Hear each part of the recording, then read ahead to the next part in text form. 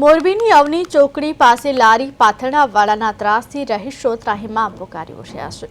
અવની ચોકડી પાસે રોડ પર લારી પાથરણાવાળા નડતર રૂપ બનતા ટ્રાફિક સર્જાય છે।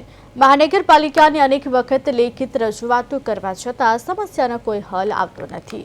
જો કે આ સમસ્યાનું કાયમી નિરાકરણ લાવવા રહીશો દ્વારા માંગ કરવામાં આવી છે।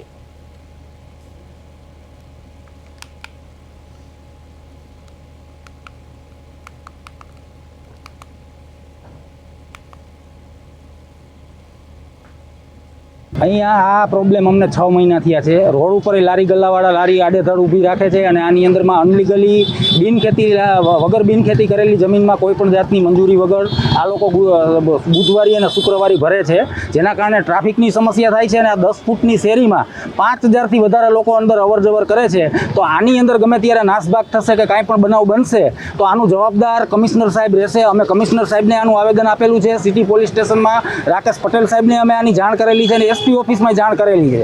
આ લારી ગલ્લા પાથરણાવાળા રહ્યા ને એને અવારનવાર અહીંથી ઉઠાવવાની અંદર લેખિત મૌખિક રજૂઆત કરેલી છે। ક્યારેક ક્યારેક કોર્પોરેશન અથવા પોલીસ એક દિવસ આવે, 2 દિવસ ન આવે અને પાછા જેમ રાબેતા મુજબની અંદર જેનો હક હોય ને એવી જ રીતે અહીંયા બેસી જાય અને વાહનો માટે એક તો મોરબીની અંદર ટ્રાફિકની સમસ્યા અનહદ છે, એની અંદર આવી રીતે અનહદ રીતે આ અવૈધ રીતે જે લારી ગલ્લા પાથરણાવાળા છે એમનો ત્રાસ ખૂબ છે અને અહીંયા ટ્રાફિક જામ થતો રહે છે।